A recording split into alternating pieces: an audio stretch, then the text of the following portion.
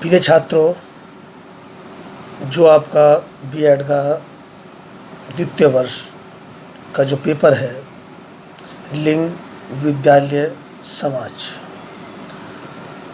उसकी हम पहले भी एक दो टॉपिक में चर्चा कर चुके हैं। और आज जो हमारा विषय है या उपविषय है वो है संस्कृति, कल्चर।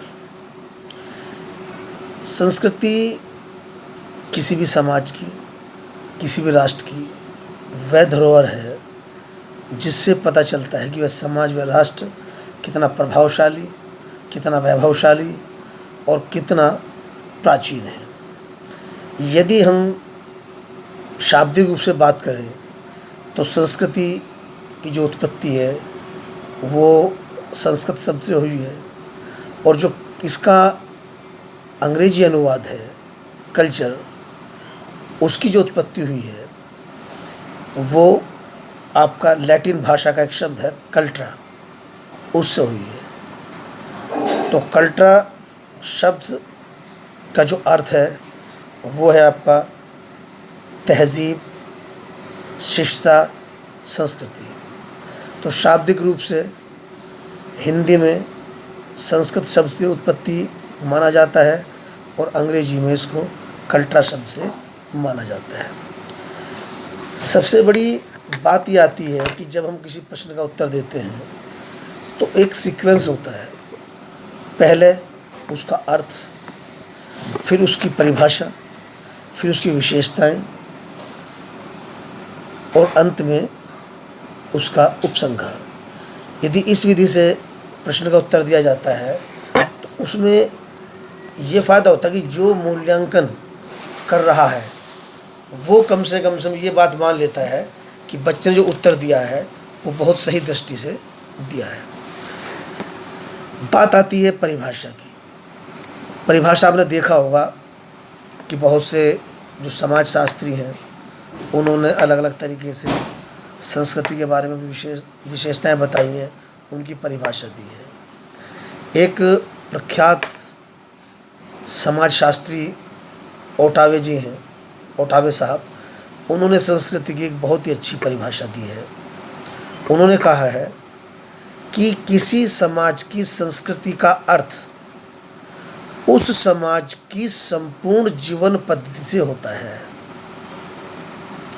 किसी भी समाज की संस्कृति का अर्थ उस समाज के संपूर्ण जीवन पद्धति, यानी कि उस समाज का जीवन जीने की कला, जीवन जीने की पद्धति कैसी है, उससे यह आभास हो जाता है कि इस समाज की संस्कृति ऐसी है। इसके बारे में एक हर्ष कोविट्स हैं समाजशास्त्री, उन्होंने भी एक बड़ी छोटी सी लेकिन एक सटीक परिभाषा दी है। उन्होंने कहा है कि संस्कृति पर्यावरण का मानव निर्मित भाग है, यानी कि पर्यावरण में जो मानव ने भाग निर्मित किया है वह संस्कृति कहलाती है। अर्थ और परिभाषा के बाद बात आती है कि संस्कृति की विशेषताएं क्या हैं, कैरेक्टरिस्टिक्स ऑफ कल्चर। हर जो आपका समाजशास्त्री है उन्होंने अलग अलग तरीके से इसकी विशेषताएं बताई हैं, लेकिन कुछ विशेषताएं इसकी ऐसी हैं जो जनसाधारण की समझ में भी आती हैं और हमारे जो समाज है उसको भी अपने अंदर समाहित करती है। पहली जो विशेषता है संस्कृति की वो है कि संस्कृति का उद्गम या उद्भव समाज से है। यानी कि समाज है तो संस्कृति है, यदि समाज नहीं है तो संस्कृति नहीं है। यानी कि समाज में जो व्यक्ति रहते हैं उनकी आपस में किस प्रकार अंतःक्रिया होती है, इंटरेक्शन होता है, बोलचाल होती है, विचारों का आदान प्रदान होता है, वही संस्कृति के कह लीजिए उद्भव में, उद्गम में या पैदा करने में सहायता प्रदान करता है।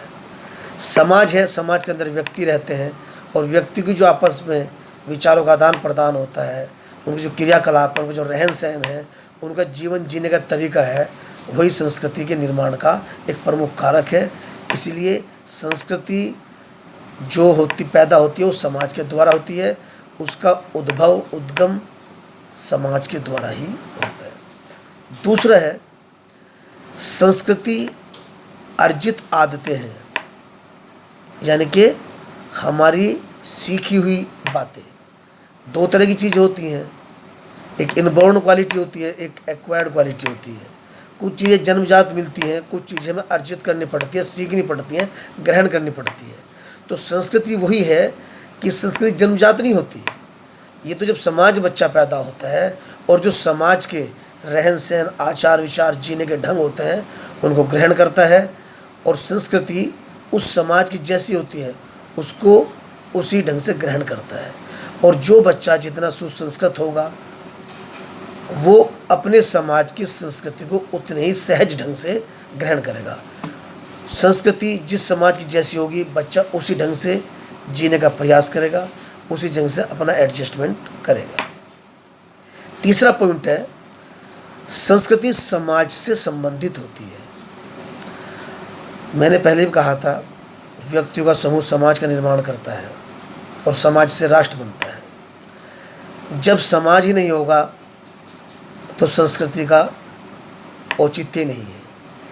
इसलिए समाज जैसा समाज होगा वैसी संस्कृति होगी। संस्कृति के निर्माण में समाज का महत्वपूर्ण योगदान है और समाज के निर्माण में संस्कृति का महत्वपूर्ण योगदान है। प्रत्येक समाज की अपनी अलग संस्कृति होती है और उसके समाज के लोग उस संस्कृति का अनुसरण करते हैं। अर्थात संस्कृति उस विशेष समाज से संबंधित होती है जिस समाज में व्यक्ति रहते हैं। अलग अलग तरह के समाज होंगे, उनकी अलग अलग तरह की संस्कृति भी होगी। उनके रहन सहन का, उनके जीवन जीने का, उनके दैनिक क्रियाकलापों का, उनकी परंपराओं का, उनकी रूढ़ियों का, उन सब का समावेश उसमें होगा और वो व्यक्ति अपने समाज की संस्कृति का पालन करते हुए जीवन यापन करेंगे। चौथा पॉइंट है संस्कृति समाज के आदर्श को प्रस्तुत करती है। जो हमारी संस्कृति होती है वो समाज के आदर्श को प्रस्तुत करती है। अर्थात संस्कृति देख के पता चल जाता है कि समाज कितना वैभवशाली है, कितना सभ्य है, कितना आधुनिक है, कितना परंपरावादी है। इसलिए जैसी जिसकी संस्कृति होगी उसके आधार पर उस समाज की विशेषता या उस समाज की प्रकृति का ज्ञान हमें प्राप्त हो जाता है। उसके आगे जो हमारा पॉइंट है संस्कृति हस्तांतरित होती है और विकसित भी होती है। संस्कृति की एक विशेषता ये है कि वो पीढ़ी दर पीढ़ी, जो हमारी पुरानी पीढ़ी है वो अपनी संस्कृति आने वाली पीढ़ी को देती है, जो पीढ़ी वर्तमान में है वो जो आगे भविष्य में पीढ़ी आएंगी उन्हें देंगी। यानी कि जो संस्कृति है, जो रीति रिवाज, हमारी परंपराएं हैं, उनका हस्तांतरण होता रहता है और उनमें देश काल परिस्थितियों के अनुसार विकास होता रहता है। सबसे महत्वपूर्ण चीज़ इसमें है कि प्रत्येक समाज की अपनी विशिष्ट संस्कृति होती है। ये भी एक संस्कृति विशेषता है कि प्रत्येक समाज में उसकी अपनी अलग विशिष्ट संस्कृति होती है। कोई एक समाज दूसरे समाज की संस्कृति को ग्रहण करने के लिए, मानने के लिए बाध्य नहीं है। प्रत्येक समाज की एक अपनी विशिष्ट पहचान होती है और उस विशिष्ट पहचान के कारण ही उनकी संस्कृति अलग होती है। एक है जो नेक्स्ट आपका विशेषता है कि गतिशीलता संस्कृति की प्रकृति है। यानी कि संस्कृति में गतिशीलता पाई जाती है, जड़ता नहीं है। ऐसा नहीं कि संस्कृति एक जगह जैसी है वैसी है। उसमें मैंने कहा था जैसे देश काल परिस्थिति में परिवर्तन होता है, समाज की रीति रिवाजों परंपराओं में परिवर्तन होता है, वैसे ही संस्कृति में परिवर्तन होता रहता है। तो गतिशीलता संस्कृति में पाई जाती है। ये बहुत सारी ऐसी विशेषताएं हैं जो संस्कृति की होती हैं।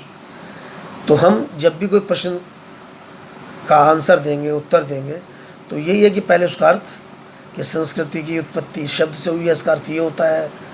उसके बाद उसकी परिभाषाएं ओटावे के अनुसार दे दो, आप मैकाइवर एंड पेज के अनुसार दे दो, जो भी आपको अच्छी लगती हो एक दो परिभाषा दो। उसके बाद उनकी विशेषताएं कि संस्कृति क्या क्या विशेषताएं हैं, और उनको हेडिंग के रूप में लिखिए।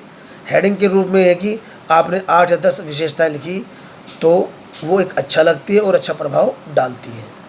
तो जो इस वीडियो के माध्यम से आपको संस्कृति के बारे में समझाना प्रयास किया है, बताना प्रयास किया है, वो मैं समझता हूँ कि आप जो है स्वयं भी इसका अध्ययन करेंगे। तो एक प्रश्न आ जाता है कई बार, चाहे लघु रूप में आ जाओ चाहे आपका विस्तृत रूप में आ जाओ, कि संस्कृति से आप क्या समझते हैं, इसकी विशेषताओं पर प्रकाश डालिए। तो आपको संस्कृति का अर्थ, उसकी परिभाषाएं और उसकी विशेषताएं मालूम होनी चाहिए, और उसको आप उचित प्रकार से हेडिंग के माध्यम से लिखें तो अच्छा प्रभाव पड़ेगा, आप अच्छे अंक प्राप्त कर सकते हैं। मैं जो नेक्स्ट वीडियो बनेगी उसमें मैं ये बताऊंगा कि संस्कृति कितने प्रकार की होती है, दोनों में क्या अंतर होता है, संस्कृति और सभ्यता में क्या अंतर होता है। दो चीज़ होती है, संस्कृति एक सभ्यता, दोनों में अंतर क्या होता है, संस्कृति कितने प्रकार की होती है। और एक शब्द आपने सुना होगा, संस्कृति विलंबना, कल्चरल लैग। एक बार प्रश्न आता है कि संस्कृति की विलंबना से आप क्या समझते हैं, कल्चरल लैग से आप क्या समझते हैं। तो नेक्स्ट वीडियो में संस्कृति और सभ्यता में अंतर, संस्कृति के प्रकार और संस्कृति विलंबना क्या होती है, उसके बारे में हम अध्ययन करेंगे। धन्यवाद, थैंक यू।